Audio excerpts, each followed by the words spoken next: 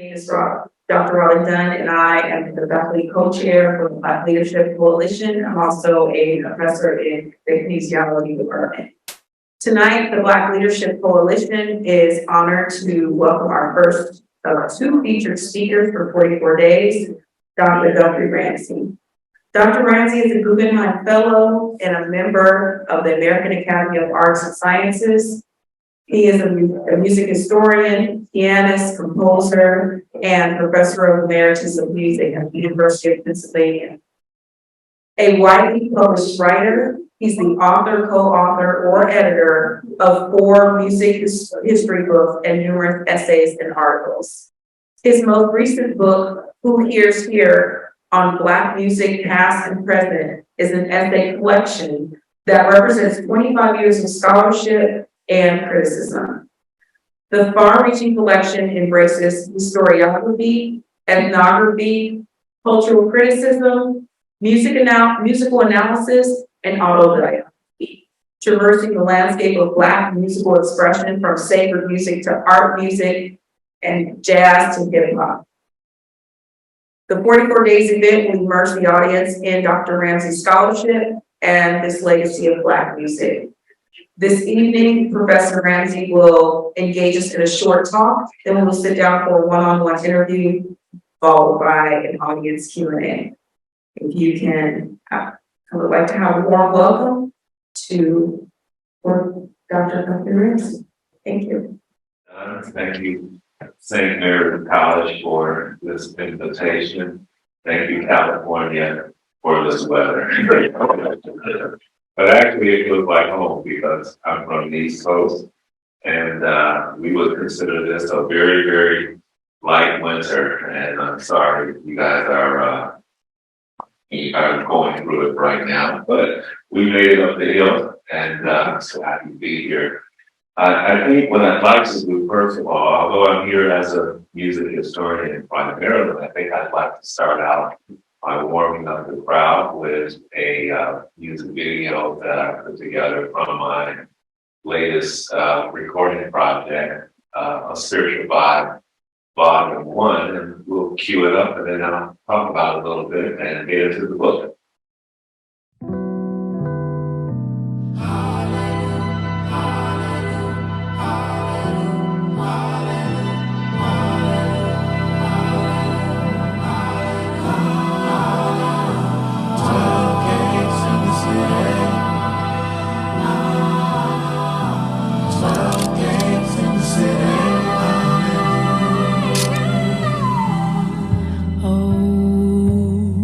What a beautiful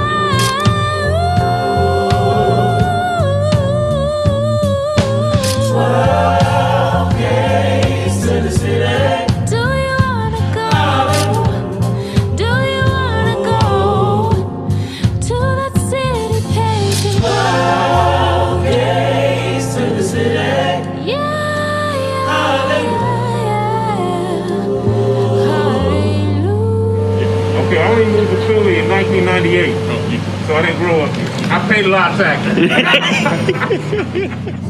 Don't you wanna go to the city?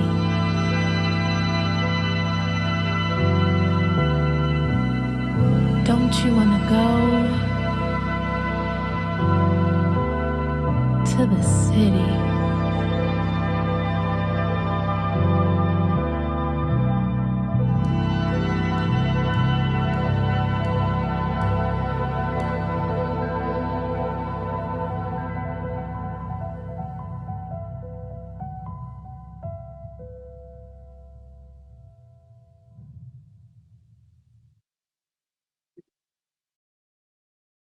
Thank you. That song is recorded on my latest album, A Spiritual Vibe. What I love about the piece is that it represents a lot of what I do in my career. I study music. The song, as many of you may know, is a Negro spiritual from the 18th or 19th century. And as you could hear, I put it in a contemporary setting. There were also other art forms present in the video. First of all, we're watching a video. That's one form. Then you saw the murals in Philadelphia is another form, and then the photography is another piece that was part of this piece of art that you saw. So this is what I do, is to think about art, think about music, and how our lives are meshed in them. This latest book, Who Here's Here, on Black music, past and present, is why I'm here. This book, as Professor Dunn pointed out, is a collection of essays that I've written throughout my career as a music historian. The first essay was written in 1996, and the last one in this book, I think, was written in 2019.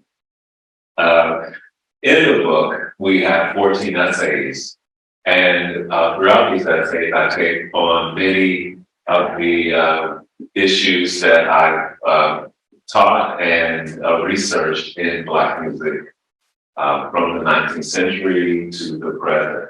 You'll read about blues, jazz, gospel, hip hop. You'll read about many of the Black writers and other writers who have written about Black music from the 19th century to the present. And you'll also get to know something about my journey in the book, because it's not just history, it's about my engagement in this history and where I think I'm placed in this long legacy of Black writers writing about Black music. You'll also see in the first 4 chapters, I have what I'm thinking about as a theoretical framework that I set up in the book. And when you progress through the book, as I point out, you'll see me changing through the years. Many of you who are students right now, you're writing research papers and you are approaching them in what they say should be a objective sense, right? You're not supposed to put I in the pieces, but as a writer, I believe that writing is always about self-fashioning. No matter if you're writing a research paper, no matter if you're writing a memoir or any other form of writing, it is a way that you are fashioning yourself for your readers. They are encountering the choices you made. They are encountering everything that you've experienced in your writing.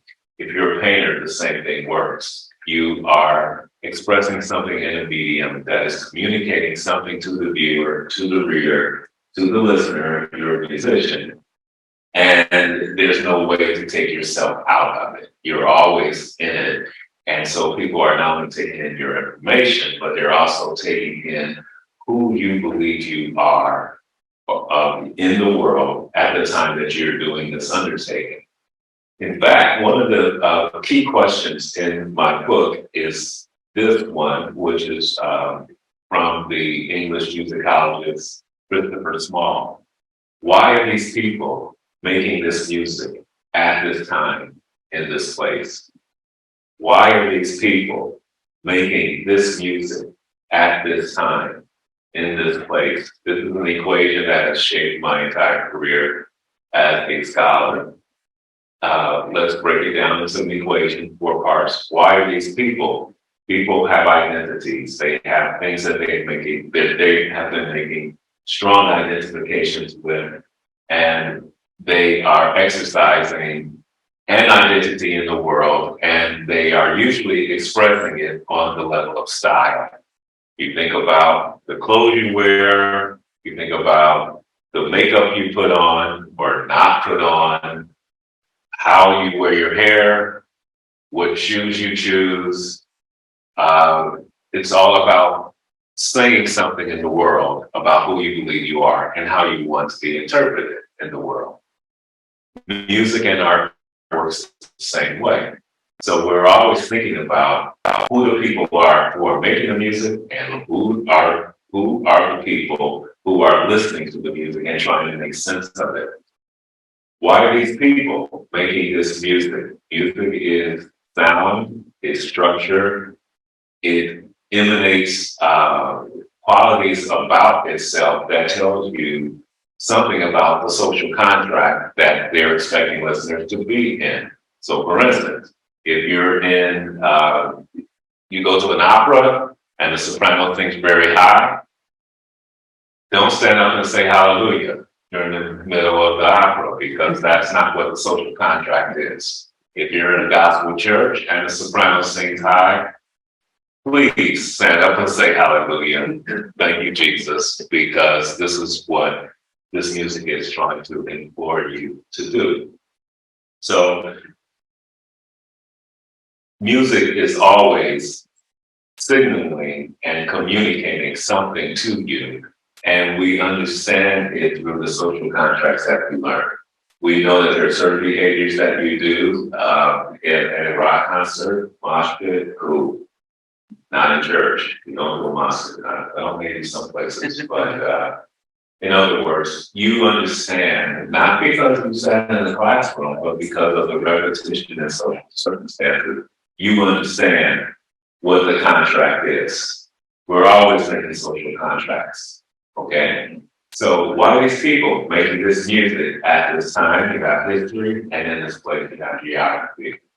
So in this book, I'm taking readers through many, many different genres, and I'm trying to explain at each point why are these people making this music at this time in this place. That goes for hip hop. There's an essay on Nas in the book. We have essays on contemporary jazz like Robert Glasper. I have essays about the blues women of the 1920s.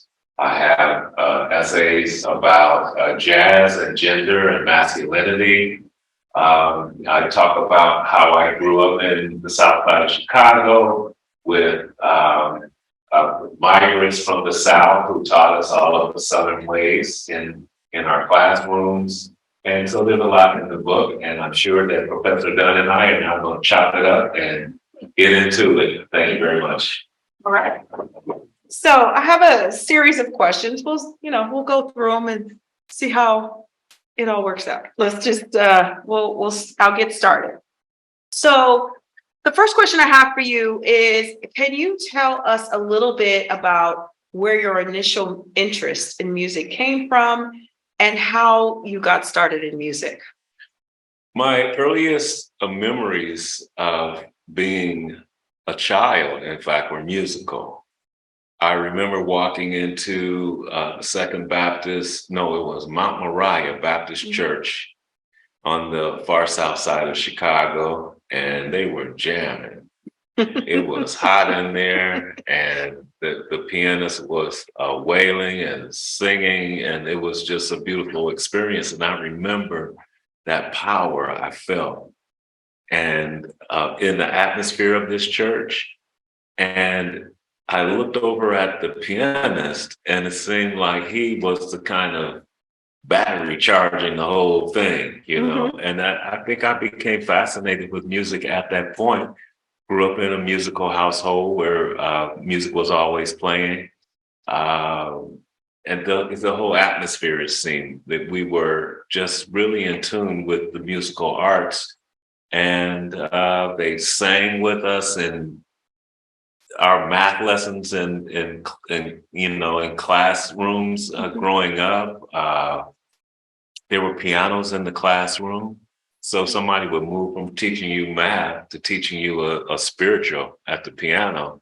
So it was just a very integrated environment in that way. So I think that's when I really got hooked on it. Okay. And I got serious as a musician at around age 11. Okay. Wow, you got a very, very early start, but it sounds like you were surrounded with it. So it's almost inevitable that you would embark upon this journey or down this musical pathway. Amazing. So you've studied and written several books and essays, not just on specific people in the Black history of music, but on music as an integral part of the history of people and culture. How did your passion for music as a part of history develop? Well, I don't think that I was really aware that people were writing about music in the way that I do until I got into college. Okay. You take your music history classes. I was a music major and was, playing piano and singing in the choir and playing in a jazz band. I was gigging too by that time. I got, because I didn't go straight to college from high school. I went in with the band. I joined the rock and roll band. Okay. Went on the road. I think I seriously, got into musical study at age 21, 22, when most people are graduating. That's when I started, because I had that world experience out there as a practical musician. Yeah. Okay. Mm-hmm. Okay. And why do you think it's important to understand from a historical perspective how music impacts or affects people and culture? One of the things I think is most important about music and understanding its power is that people use it, are shaping their realities with music. Mm-hmm. When I just remember when my children were growing up and we were carpooling, Mm-hmm. everything is cool until their friends got in the car. And I'm playing my music because I'm driving my radio. It goes on my station. And, if I'm enjoying it a little too much, the kids give you that.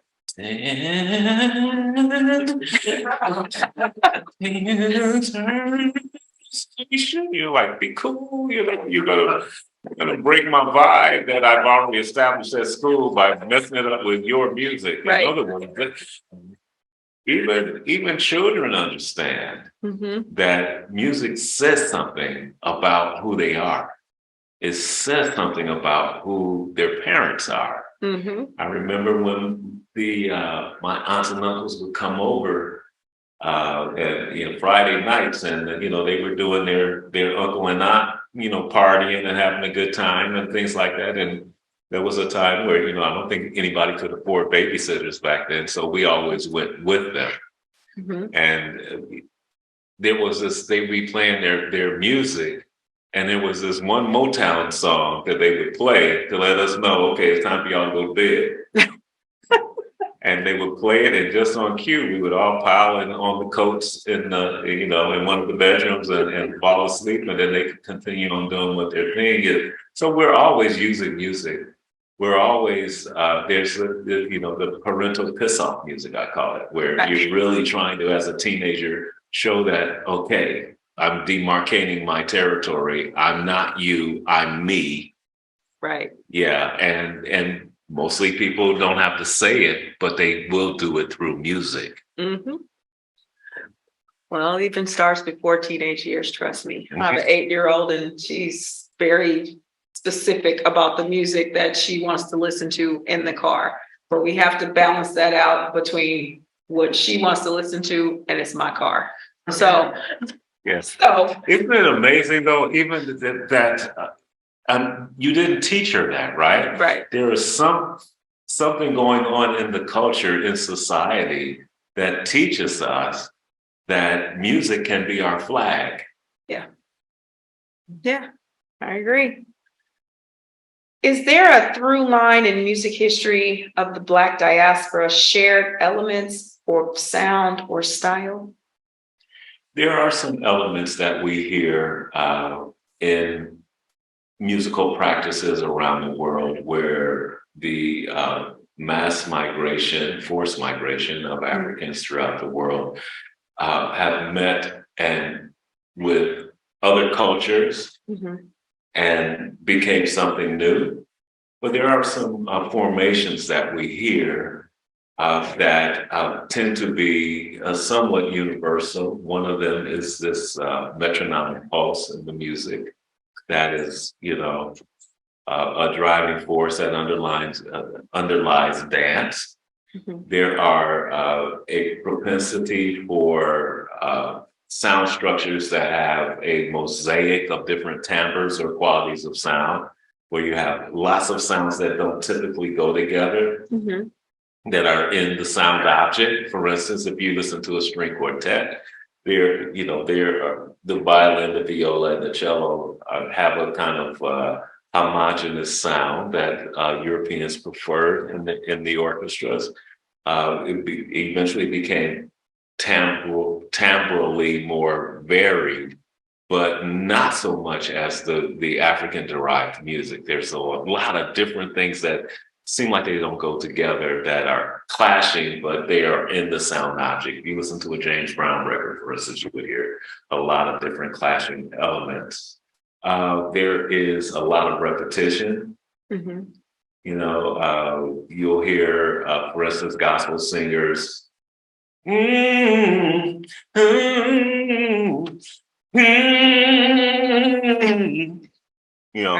Just over and over the different elements, whether rhythmic or harmonic. If I had a piano here, I could show you some different things. You would have told us, we could have maybe arranged that. Yeah.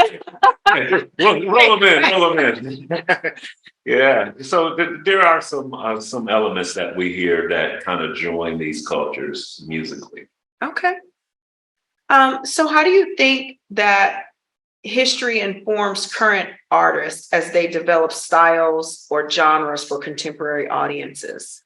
Well, I think the song I played shows that very well, because I'm a contemporary artist. Although I have a great face, I still think I'm contemporary, because I'm making music. I'm making music in the contemporary moment.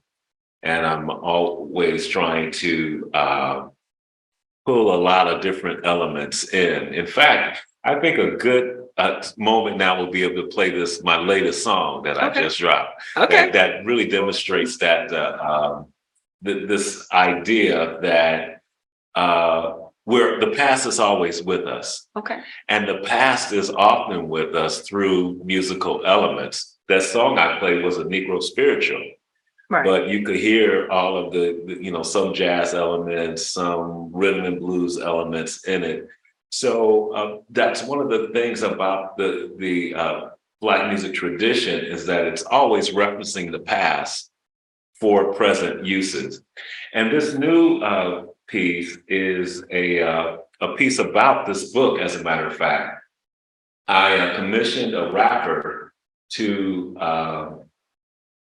write a song with me that would be about the book. I gave him some essays, and he read the essays, and then he constructed his own rap about it. And you'll hear different elements of the music in it. It's a contemporary house track with a rap element. It was written at a time when Beyonce and Drake came up with their latest stuff. They got into house and got everybody all excited. And then, I just wanted to be in the flow. But you'll also hear jazz and gospel elements in it too, because the past is always with us. And we'll just play a little bit of this.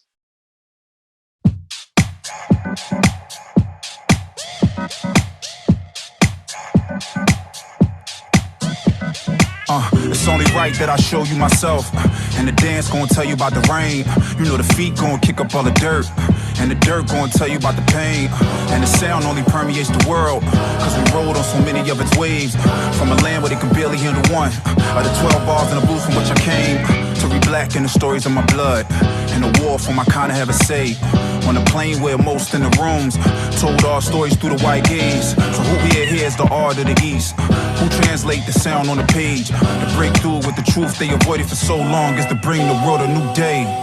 Why the songs of the time in your heart, on your mind? Who is, who is, who is, who is? I can take you to heights, change your life, show you right. Who is, who is, who is, who is? Move with the moments in time. Give organized sound and phase. Know why the groove had arrived. Know why we dance in this place. This ain't inferior to none. A fair truce and try to escape. I come from the spiritual song, and all that jazz made us away. They say we ain't art, we ain't great. Now look at what I force academia to say. My unapologetic attitude couldn't be erased. Contributed to the way that musicology was shaped. It's felt in the streets and in the Ivy Leagues. You can't deny the facts, it makes you feel the way the music touches your soul. It's no time to waste, so get up and move inside this new day. Why the songs of the time in your heart, on your mind? Who is, who is, who is, who is? I could take you to heights, change your life, show you right. Who is, who is, who is, who is?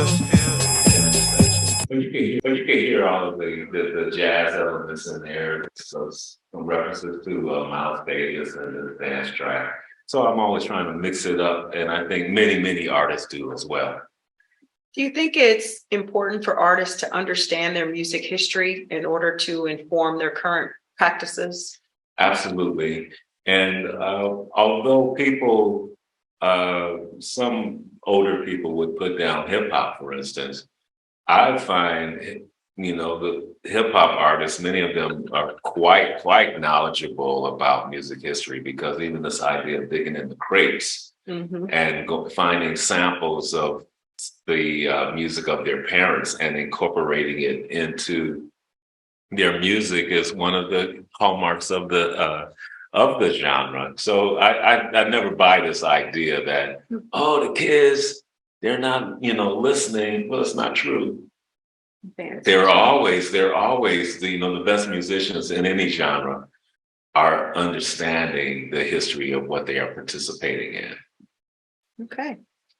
So you wrote books on two specific artists who are less popularly known today than some others from their era. So for instance, in 1933, the Chicago Symphony performed Florence Price's Symphony No. 1 in E minor. It was the first ever symphony by a Black woman composer to be performed by a major orchestra in the United States.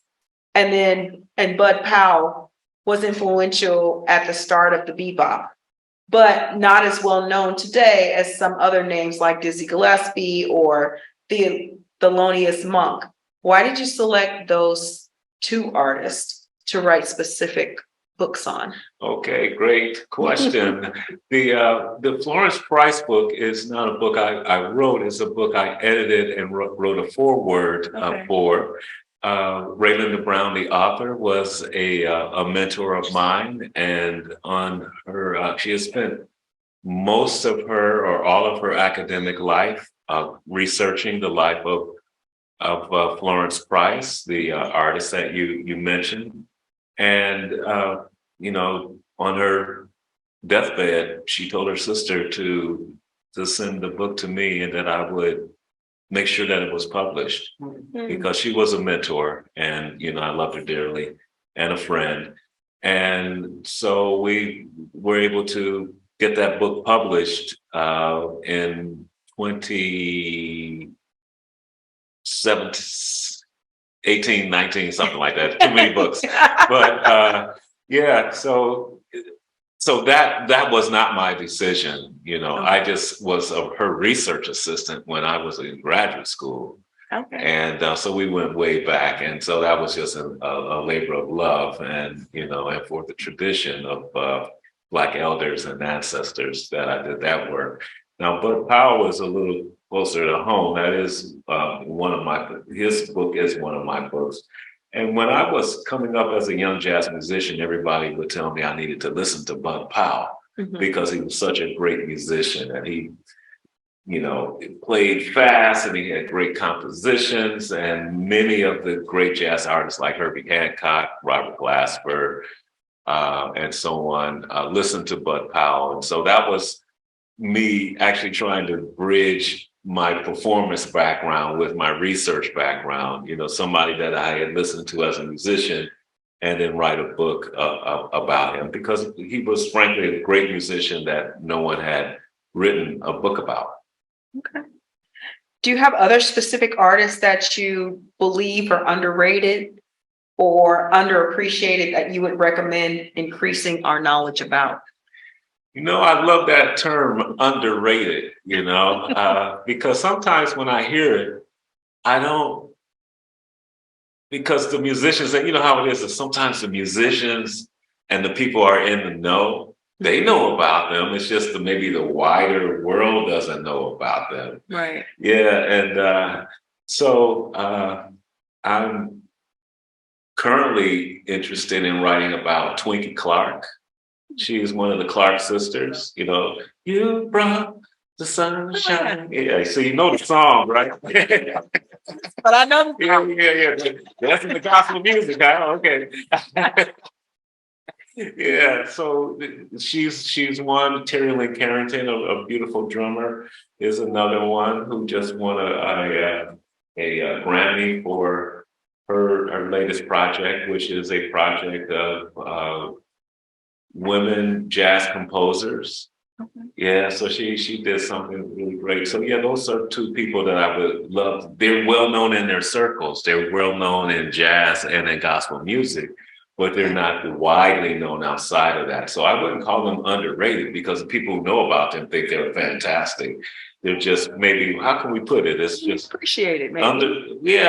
Underappreciated by the wider public. Yeah, I'd always like to be real specific about that, because sometimes we act like we're discovering people that have been really working for 30 years and everybody knows them, And they're, in their area, and in that industry, or in that genre of music, I could, that makes sense. Mm-hmm.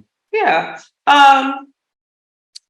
Do you have any specific artists that you have plans to write about in the foreseeable future besides the couple that you mentioned? Or is there any like hip hop artists or anybody that you can think of that may Well, the artist chemist who I collaborated with is someone I would love to write about, because I'm currently writing a history of African American music from this enslaved era to the present.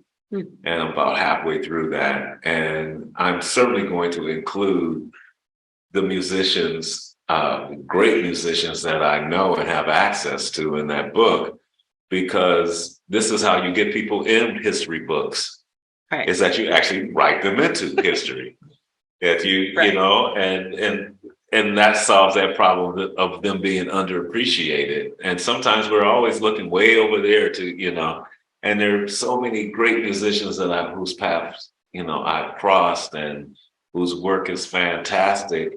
And all it takes is a decision for somebody to say, I'm going to write about you. And then all of a sudden, someone 100 years from now will be able to read about them and read what a contemporary writer like myself wrote. Why is this musician making this music at this time in this place? Right. Mm-hmm. Makes perfect sense. And so your journey has included being a performer, producer, and recording artist, but also a music journal editor, a writer and historian, and a filmmaker, and of course, an educator. There are some common elements in this journey that intersect, but some of the things you've done are very different from each other on a practical level. How would you counsel our students to think about their passions, whether it's music or something else, and the possibilities that are open to them on their future paths? the first thing I would say is that never listen to people telling you what category you need to be in. You might do something specific to get the degree or to get the job or to get the recommendation. And, it's not like you're just out there not being specific, but when it comes to your deep-seated interests, always follow your muse. And even if people think that those things don't go together, you make them go together. Because if you're feeling them, if you're moved by them, then should be your signal, that inner voice, that this is what you need to be doing. I did have a tough time, trying to pull all these things together and being interested in so many different things. And a lot of times I felt like I did not have the models. But what I'm noticing now, that because I struck out in a certain direction, there are a lot of younger music scholars out there who are looking at my career and saying, okay, I see how he did it. And maybe if I can have a conversation with him, I can figure out how to pull all of this stuff together. I had to start this website, musicology.com, just to even understand all of my interests. I could understand it myself, how it all pulled together. Right. Because I would talk to people like, I don't even know what all of this stuff, Right. So sometimes you have to lay it out for people. Right. This is this is how this fits together, and I did it for myself. In fact, this is why I write. I write to learn. I write to figure it out. Right. I make film to figure it out. I make videos to figure it out. And then you play it and everybody thinks like, oh yeah, this is what you know. Now I know it. Right. Because I pulled it together. It wasn't like that at first. So my advice would be to follow that muse and to find mentors. Yeah. I mean, I think, well, maybe some of the other folks in the room, the non-student folk, might have a similar pathway in terms of not having it figured all out. I mean, I'm still figuring it out too, honestly. So I think that's really great advice, because I think sometimes students think, oh, I need to, like, once I get a degree, I need to go down this pathway, or if I don't go down this pathway, then that's problematic. And it's not at all, right? And so I like that the idea of like, sort of feels like I build concept maps. So it feels like a similar thing of figuring out what it is that you want to do and figuring out all the different interests. And like you said, figuring out how they are integrated with each other or not necessarily, but why not go in those different directions and see where it leads you. What is one pitfall or struggle or obstacle that you have faced, and what strategies did you use to overcome them or it? Pitfall or struggles? Well, just being an artist, being a writer, being a scholar these are not easy things. You really have to focus. Many of these activities require that you spend hours alone. It's not a real social kind of life. If you have a passion for baseball, you have a passion for basketball or any team sport, you're really developing those skills along with other people. Often, you do your own drills, of course, but when the rubber meets the road, it's really a social activity. Mm-hmm. So I think one of the struggles is just learning how to be satisfied that you have a satisfying existence being alone. Mm-hmm. And working things out in your head and know that that's okay, that it doesn't make you an oddball. Well, it might make you an oddball, but then you present something and everybody's like, oh, wow, this is great. Yeah. Lost a few friends, but they go to the parties, but I figured it out. I figured something out. Yeah. So that's one of the pitfalls. What is a pitfall? How would you describe that? I would just describe it maybe as maybe a misstep or somewhere where was a conflict or a challenge that you had to overcome. Kind of how I think of it. Well, I think that yes, it's good on Weather, out so, there. yeah. I'm thinking there's a struggle that I continue to go through, and that is I've spent 30 years of my life, 35 years of my life being a teacher, which is something that many artists have to do in order to make it. When my daughter, who was singing in that Beautiful City video, when she called me as a sophomore in college and told me she was going to be a music major, I said, oh, okay, I see where this is going. I'm going to be subsidizing a soprano, Right.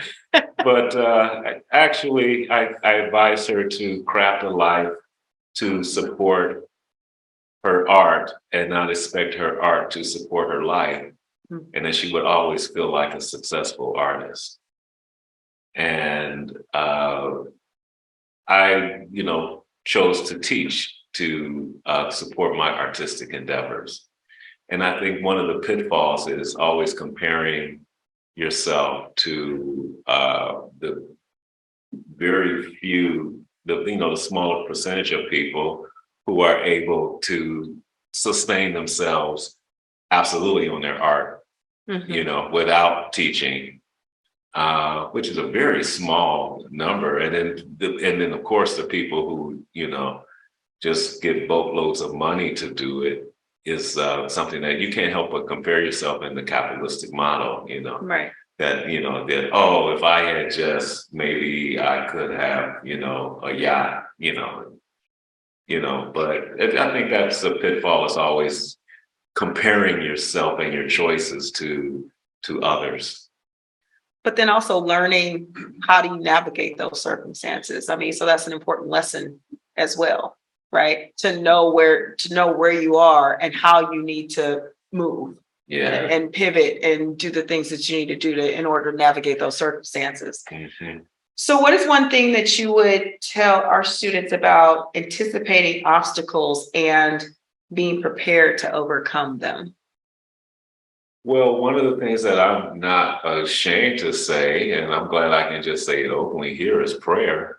You really have to meditate and really get yourself centered in order to strike out on any pathway. I think spiritual practices are always very important in keeping one's attitude together, one's goals together, one's priorities together. You really have to, it's an inner journey mostly. It's not about external stimuli often to really get it together. So I don't know if students hear that enough. They may hear it at a school like St. Mary's, but I'm not sure how much they are hearing that in other spaces, Right. And that, I think that particularly as you get older, particularly as the pressure gets on, particularly as the society that we're living in is changing so rapidly and the challenges are coming so rapidly, you really do have to have some sense of who you are as a person, as a being, as a spiritual being, as an educated being. And I think that centering oneself in that kind of practice is important. The second thing is just finding your community. Always trying to find communities of people who will help you, support you in your endeavors. And sometimes you have to be the catalyst in the community to do that. If you find a need, you find yourself having a need, then you might be the one who needs to start the community, to get people together to go, to get it together. Yeah. Okay. And then just lastly, do you have any other words of wisdom that you'd like to share with our audience here tonight? I think more than ever, it's time to be courageous. This is not punk time. this is not the time to shy away from the hard decisions. This is not the time to strike out in hatred to other people. People who do that are not courageous. Right. You know, they're acting on some other kind of thing, you know, some other kind of, you know, motivation. So that's one thing I would say, is that this is a moment to be courageous in one's convictions and to not be afraid to stand up for what you believe is right. And especially if it's rooted in love, you know, and love for other people. You know, so many times I felt that I wanted to have a community center. And I was fixated on that. And because I wanted to share art with kids, I wanted to share, you know, just have a space for people to engage these ideas. And I was disappointed that I became an old man and I hadn't done it until I realized that I had been a center. It just wasn't brick and mortar. Right. That people were drawn to me and that artists were drawn to me. And I was doing a lot of community work, but it didn't have a shingle. It didn't have a sign, you know. So that's one thing I would say. Okay. So, I mean, in other words, I mean, the pathways are not always the ones you set out to, you know, to attain, right? Yeah. You know, and you just never know. As opportunities present themselves, then open that door and walk through it and see how it goes from there. And sometimes you're even doing it, don't even realize that you're doing it. That too. Yeah. That too. Well, thank you for this ends our curated Q&A. So I'd like to now take questions from the audience. Does anybody have any questions for Dr. Ramsey? You need a mic, Lila, you okay? I don't think I need a mic. I do want to thank you for saying that, you know, it's your time to get out in the community and you got to kind of make things happen.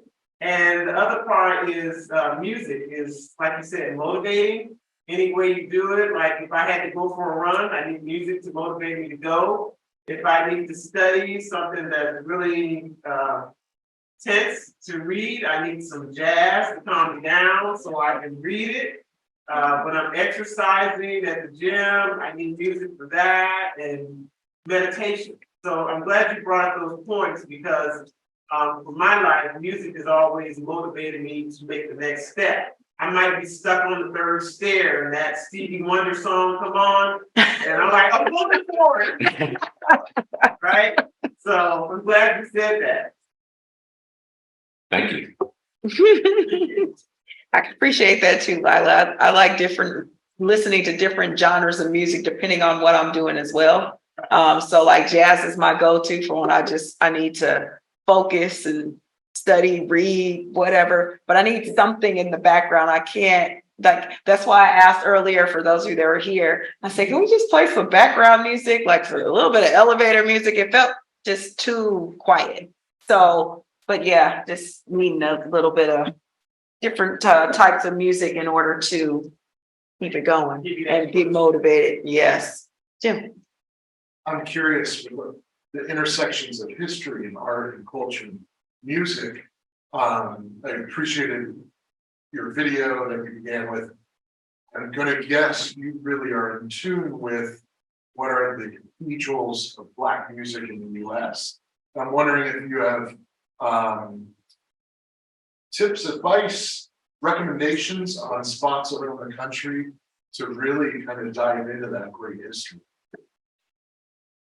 But I love that idea of the cathedrals of Black music. And why that piqued my ears is that music is always in dialogue with architecture in a lot of ways. For instance, the big chapels and cathedrals of both of them were specifically made to charm the senses. you're supposed to walk into a cathedral and be totally in awe and overwhelmed by the expanse and the capacious, structure. The stained glass is supposed to is there as intrinsic interest.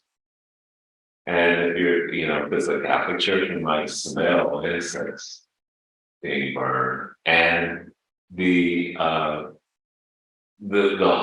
was made for a cappella singing that would reverberate and resound in a certain way, so it was all working together. But because we live in a country that is all about movement and migration and change, sometimes these cathedrals need to be repurposed. So if you have an inner city neighborhood that changes demographics, new people come in, the older people leave the structure behind and move elsewhere, and then the new people repurpose that sound environment for their own social contracts and music, right? So it goes from a cappella Gregorian chant to drums and a bass and a loud gospel choir. And so sometimes these cathedrals need to be repurposed, sonically to fit the new social contract of the music that's being played. So I wanted to preface my answer by saying that I find it, a very fascinating question. I would start with looking at the historical venues where, if you're thinking about Black music, where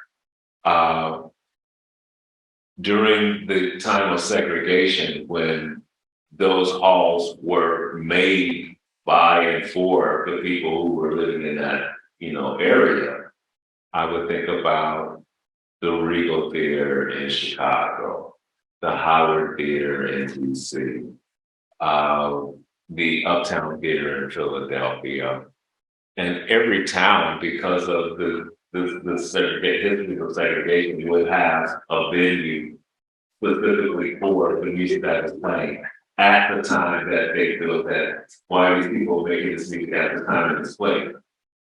So I would start there, reading where those places are. Sometimes they're still in operation, sometimes not. The Apollo Theater in New York, yes. The native New Yorker, didn't want to be left out, of course. Yeah, still in operation, indeed, yeah. Thank you for that. Really, that was a big miss, though. Yes. Key to success, bring your wife, okay? It works together. Yeah. And then also, there are great museums dedicated to music. The Sax Museum in Memphis. Yeah. There's a new African American Museum of African American Music in Nashville. And I always get news about people trying to start new museums, that dedicated to African American music. You can start there as well.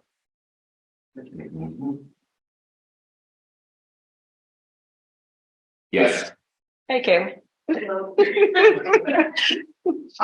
My question is, do you believe that the music someone listened to growing up forms their worldview and how they perceive the world? Absolutely. Because many of the musical choices that we're making as adults are informed by those formative experiences. And sometimes we are running from those formative experiences. For instance, whenever we develop, as we've been talking about, our children, it's very important for children's development to acquire musical taste that distance them from the previous generation. We might share some things, of course, as a musician, I have, raised my kids in music. So, there's a lot we share, but then there's some ways that they try to tell me that no, I'm me and not you as well. Yeah, so not only what we like, but what we are running from becomes part of our formation, So, and there are people who come from specific, ethnic groups where their parents and grandparents trained them up in the traditions of their communities. And I remember teaching, I was teaching in Boston at the time, and any place you have like West Indians, Caribbean people, you can't tell whether they're American by looking at them, American or Haitian or Trinidadian and all of that. And then people assume that they're African American, and they have to somehow negotiate this identity that's being forced on them against the fact that their parents raised them to be Nigerian American. And we go, no, we don't play that music here. They're playing the, traditions, that their parents grew up in. So absolutely, we're always negotiating our environments against our formative years and who we are wanting to become, who people think we are and we don't want to be. It's a whole system. And if somebody is experiencing these things, which we all are to a certain degree, I can look at their musical playlist and see, you can see in there what they listen to, that they're making these negotiations in the world on the level of style in music. And where are you from? I'm from Southern California. Okay. Yeah. And do you sense that you have a Southern Californianness to your playlist? Kind of, in a way, mostly with just hip hop and rap music, but when it comes to jazz, funk music, R&B music, it's just kind of just expansive across, I guess, the United States. So it's not necessarily just local in SoCal.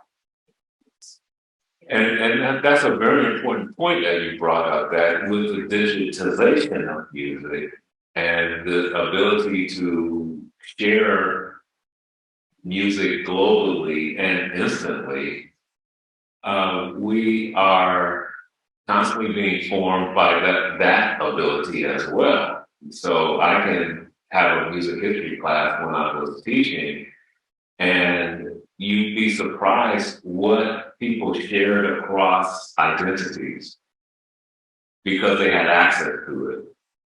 And then in what ways they were cloistered with their taste to form some identity against that kind of global, there's always some action there. Yeah. And that's what music historians do. You're like, tell me more. Yeah. Yeah. So, Dr. Ramsey, what impact do you think would have on our St. Mary's students if we took them back to walk the historical path of music and the historic, the National African American Museum and some of the places in Virginia? How do you think that would impact our students along with the music? Taking them back in time. As an historian, of course, I'm always fascinated with the past. I've met the most interesting people in the 19th century. I didn't even want to come back. You did what? When? Dressed like what? You find some picture in an archive, you're like, wait a minute. You're the most interesting person I've met today. So it's always a powerful thing to walk through the past. Why I think that's important, particularly for people who might be passionate about music, is that we need to know what led us to a place. And as long, I've had a lot of success taking my students to the past with me because I wasn't forcing it on them. I didn't think that you can't be a good person without this information. It's just that it's so interesting. Why wouldn't you want to know about these things that are informing what it is that you're doing today? So this self-actualization, self-knowledge that comes from understanding history is very empowering for students, I think, as long as it's presented in a way that's compelling. One of the things I used to do when I started reading history class is to find out what people were listening to now. That's how I stayed current. Particularly after my kids grew up, that was the easy way. You got kids in the house, you can hear what's current. But when they left the house, then I would have to really depend on my students to tell me what's everybody listening to right now. So there's no way I wouldn't have taught Rihanna the week of the Super Bowl. It just would have been, just would kind of get into her discography, find out what she's about. Understanding, for instance, that that medley that she performed was, I would understand what the original song sounded like. And then I would recognize the reharmonizations and the synchronizing of the tempos to make it a medley. Like, were they all the same tempo at the same time, or did they reconstitute it? Who reconstituted it? Who reconstituted it? Oh, Adam Blackstone was the music director, so he did all the things, So that's when we get into the history of it and the deep contextualization of it. And by the time I got all the way through Rihanna, I could take them to any century I wanted. They'd be ready to follow me there, And then we'll be asking the same questions that we were asking of Rihanna's performance to some 19th century performance that had been written about.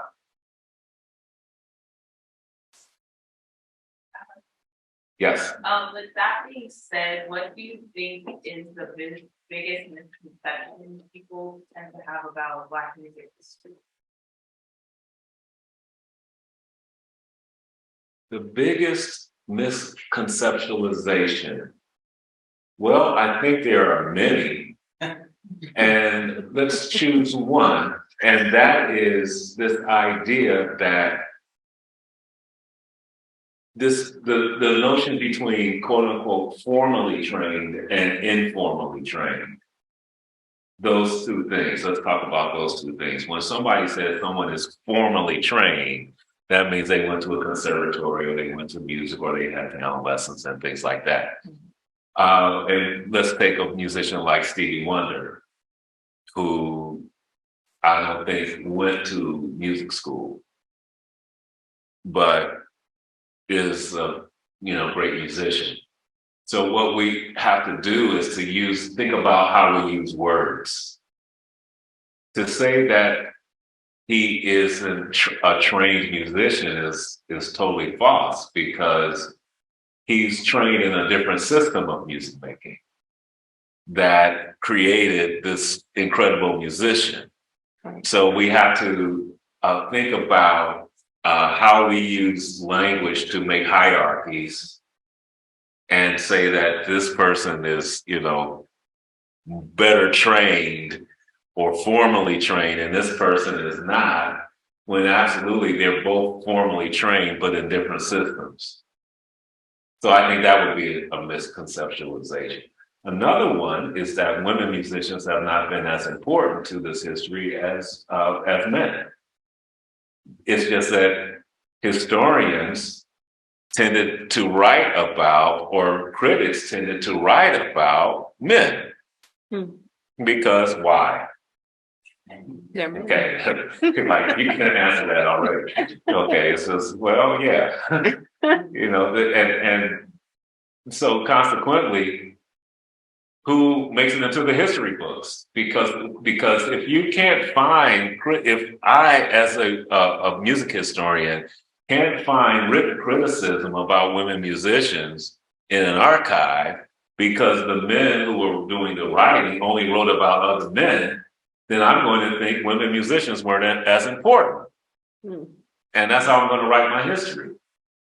So those are the kinds of misconceptions that those are two. Mm-hmm.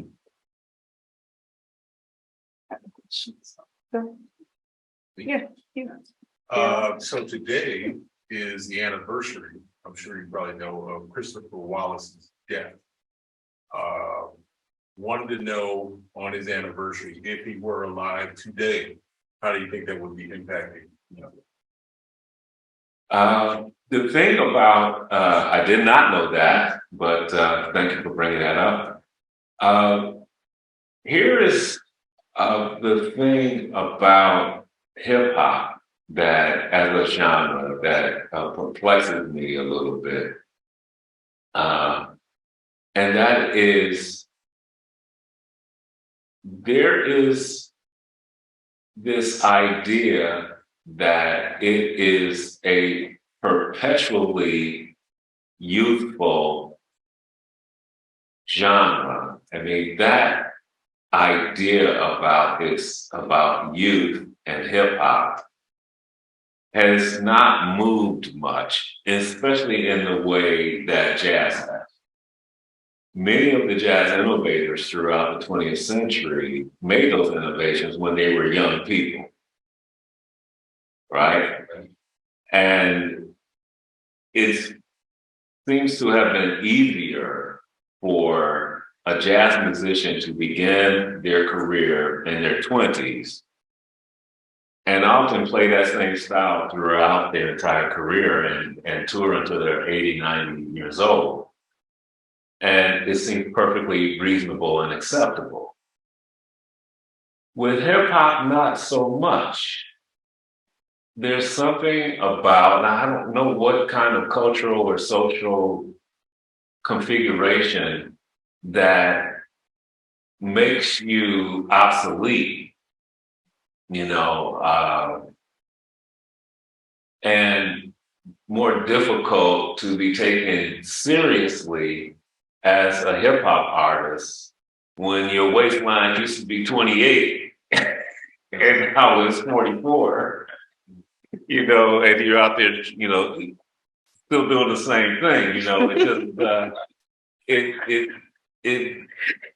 it doesn't age the same way. And I don't know why.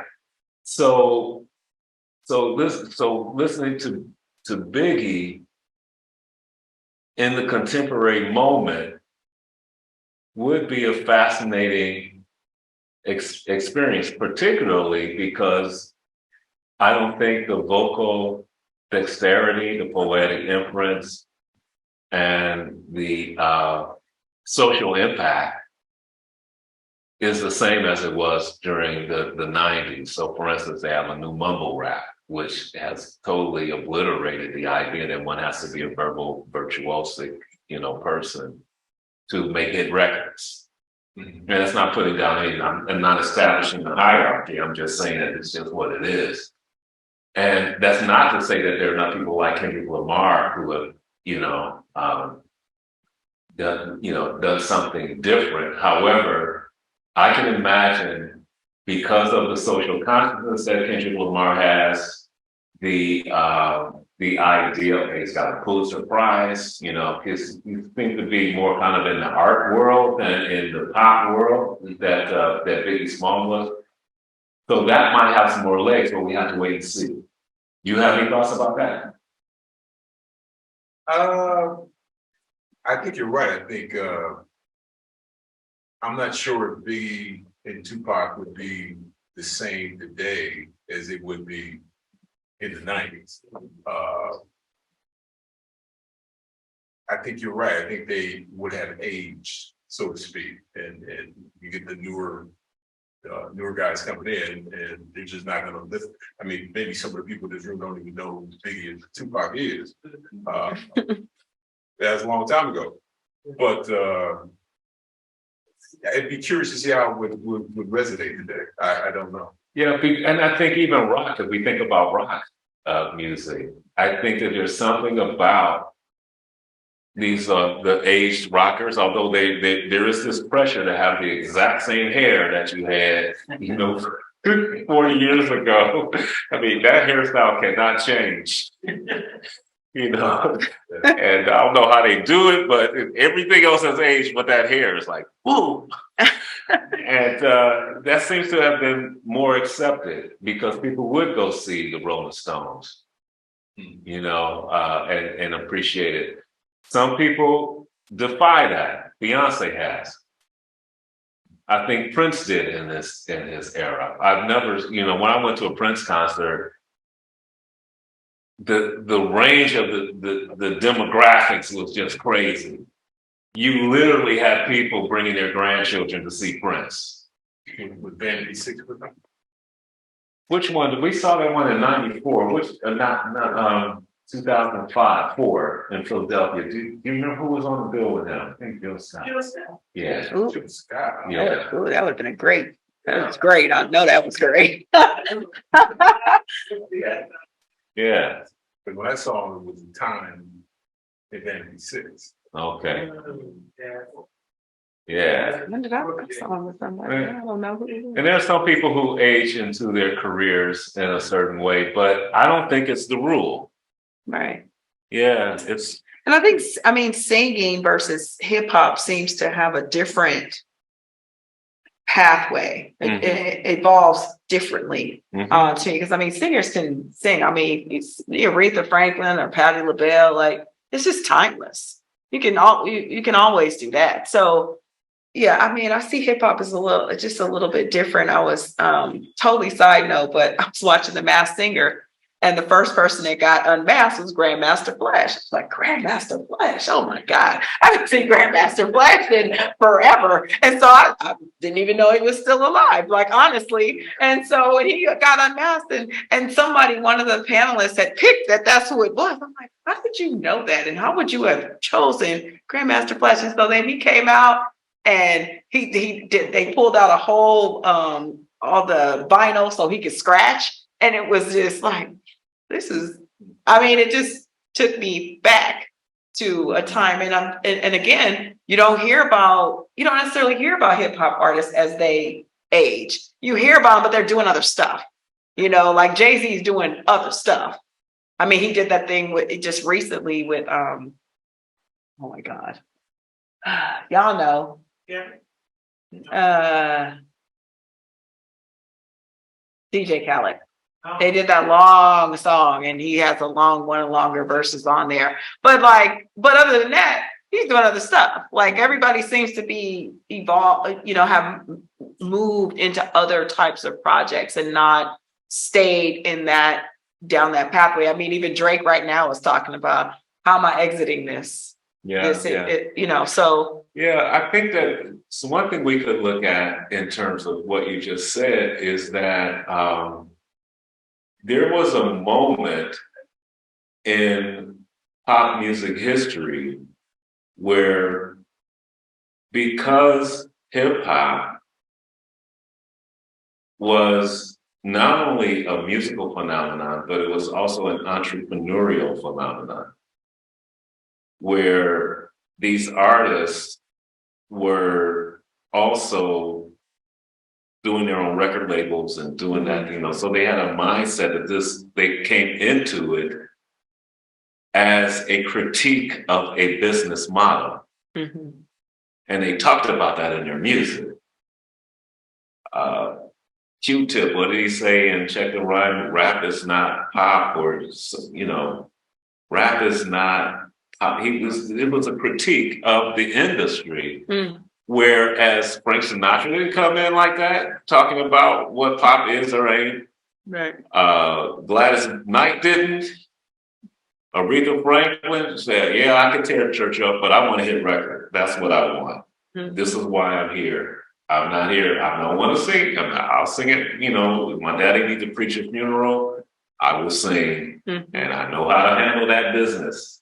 But I actually want to sell more records than her. That's my goal. And her. I want to make some money at this. So yeah, I just think that she didn't come in critiquing the industry. Whereas hip hop artists critiqued capitalism from day one. Mhm.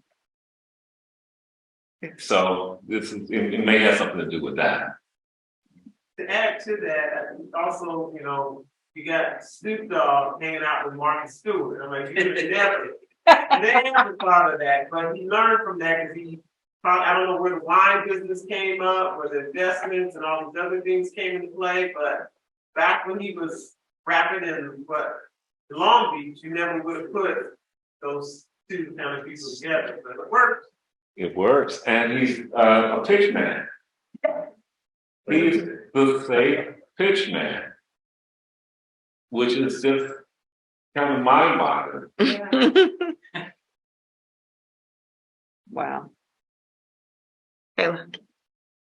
My very first concert was a jazz concert back at home, and it was a lot of jazz artists that my dad listens to. So it's like Bob James and Stanley Clarke. We were able to meet, and after the concert, it was like kind of just mind-boggling. But when we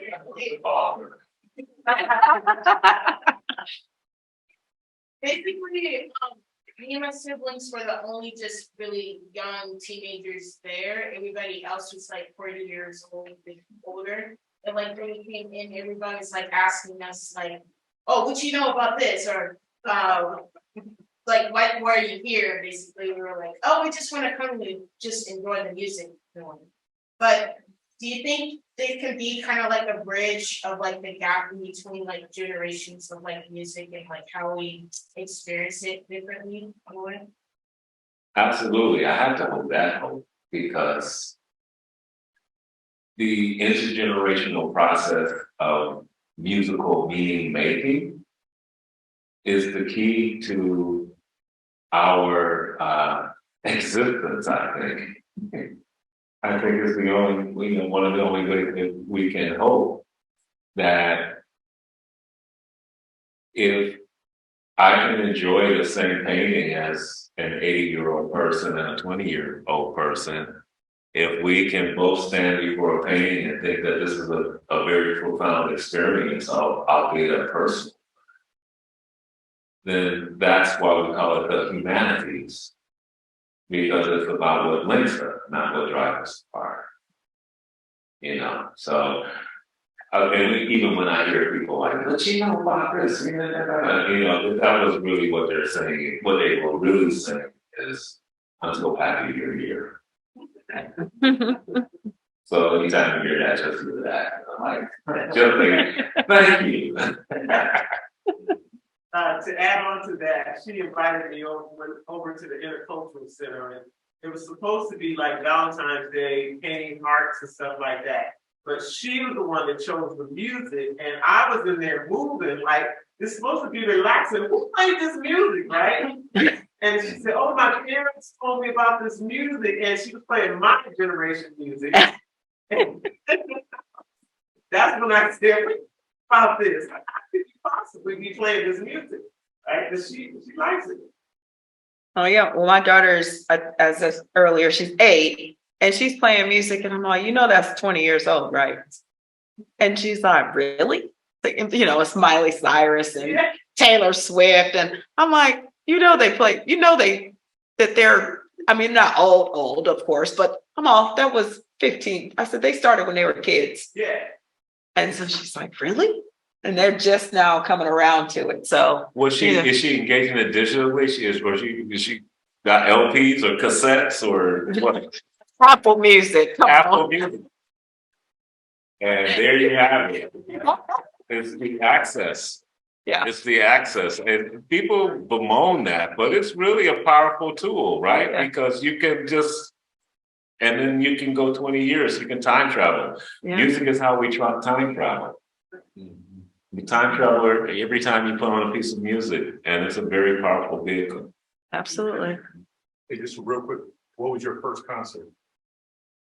My first concert was at the Regal Theater in Chicago, the Temptations. Oh, okay. It was some kind of review. I remember the Temptations, those multicolored suits. You see you see the historical footage of the sixties, you know, the Supremes and all of that, which is in black and white. But if you go to the any of the museums that have those clothes, you'll see that they're like red and yellow and pastel colors, you know, that at the time were considered the kind of symbol of masculinity, which is very fascinating. Mhm. I'm sure you could talk about that a lot in your classes, huh? Oh, yeah. And your first concert? No, I don't remember. Sorry, That's a good question. I don't know. Was it with you? No. Well, I don't know. This is my brother, so that's fine. I don't remember. I thought it was. I feel like it was with you because I don't think I would have gone anywhere. So anyway, no. I feel like it was a hip hop concert, but I could be wrong. Anyway, other questions? I don't remember. Any other questions? We good? All right. Well, can we put our hands together and thank Dr. Ramsey? We appreciate you. All right. Thank you for coming. Appreciate it.